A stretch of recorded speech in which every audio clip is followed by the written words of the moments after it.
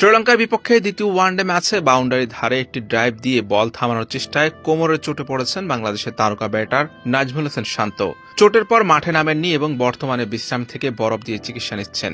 আগামী 24 ঘণ্টা পর্যবেক্ষণের পর এক্স-রে হতে পারে শান্তর। রবিবার শান্তর অবস্থা আবারও মূল্যায়ন করবে বাংলাদেশ দলের মেডিকেল টিম। এরপর তৃতীয় ম্যাচে মাঠে নামানোর সিদ্ধান্ত নেওয়া হবে।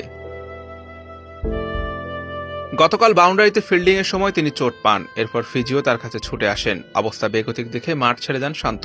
সে সময় শান্তর চোটের অবস্থা জানা যায়নি। সেই চোটের পর আর মাঠে দেখা যায়নি তাকে। মূলত ফিল্ডিং এর সময় ডাইভ দিতে গিয়ে তিনি পায়ের মাংসপেশিতে চোট পান। চোটের পর আর মাঠে নামেননি এবং বর্তমানেও বিশ্রামে থেকে বরফ দিয়ে চিকিৎসা চালাচ্ছেন। আগামী 24 ঘণ্টা পর্যবেক্ষণের পর একটি এক্স-রে হতে পারে শান্তর। পরে সেই রিপোর্ট অনুযায়ী তৃতীয় ওয়ানডেতে তার খেলা নিয়ে সিদ্ধান্ত হবে।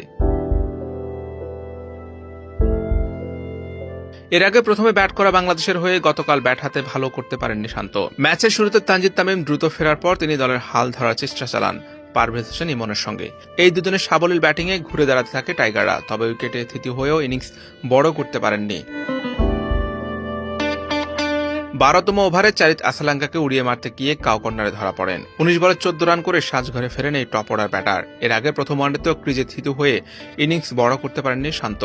রান আউটের ফাঁদে পড়েন। গতকালও যেভাবে শট খেলতে চেয়েছেন সেভাবে হয়নি। কিছুটা উপরে উঠে যাওয়ায় বল ধরা পড়ে বাউন্ডারিতে। এর আগে লঙ্কানদের বিপক্ষে দ্বিতীয় টেস্টের আগেও চোট পড়েছিলেন শান্ত। কলম্বোতে অনুশীলনে আঙুলে চোট পান তিনি। স্লিপে ক্যাচ প্র্যাকটিস করার সময় ডান হাতে চোট পেয়েছিলেন। প্রথম টেস্টের আগেও আঙুলে চোট পেয়েছিলেন। পরে আঙুলে ব্যান্ডেজ নিয়ে গল্ফ টেস্টে খেলেছেন। চোট যেন পিছুই ছাড়ছে না এই সাবেক অধিনায়কের। চোট যেমন পিছু ছাড়ছে না, তেমনি সময়টাও ভালো যাচ্ছে না নাজমুল শান্তর। কদিন আগে বাংলাদেশ দলের টেস্ট ক্যাপ্টেন্সি ছেড়েছেন। শান্তর অধীনে সাদা জার্সিতে বাংলাদেশ দল খেলেছে 14 টেস্ট। তার মধ্যে জয় 4টি আর পরাজয় 9 ম্যাচে। সদ্য সমাপ্ত সিরিজে গল টেস্টে পাওয়া ড্র শান্তর অধিনায়কত্বে একমাত্র ড্র। তার নেতৃত্বে বাংলাদেশ পেয়েছে ক্রিকেট ইতিহাসের সবচেয়ে দামি সিরিজ জয়। পাকিস্তানের মাটিতে তাদেরই ধবল দোলাই করে সিরিজ জিতেছে 2-0 ব্যবধানে। সবশেষ জয়টা জিম্বাবুয়ের বিপক্ষে। আর প্রথম জয়টা পেয়েছিলেন 2023 সালের ডিসেম্বরে টেস্ট অধিনায়কত্বের অভিষেকে সিলেটে নিউজিল্যান্ডের বিপক্ষে। স্থায়ী ও অস্থায়ী মিলে যেসব অধিনায়ক বাংলাদেশকে টেস্টে অন্তত 10 ম্যাচের নেতৃত্ব দিয়েছেন, তাদের মধ্যে জয়ের হারে সবচেয়ে বেশি শান্তরই। এই তালিকায় থাকা 7 জনের মধ্যে সবার উপরে অবস্থান শান্তর। 28.5% জয় পেয়েছেন তিনি। অধিনায়কত্ব ছাড়ার পর এখন আরও নির্ভর শান্ত। এখন কেবল মনোযোগটা ব্যাটিং এর দিকে, বাড়তি কোনো ভাবনা ভাবতে হবে না। বাংলাদেশ দলের নির্ভরযোগ্য ব্যাটারও তিনি, তার উপর গুরুর দায়িত্ব।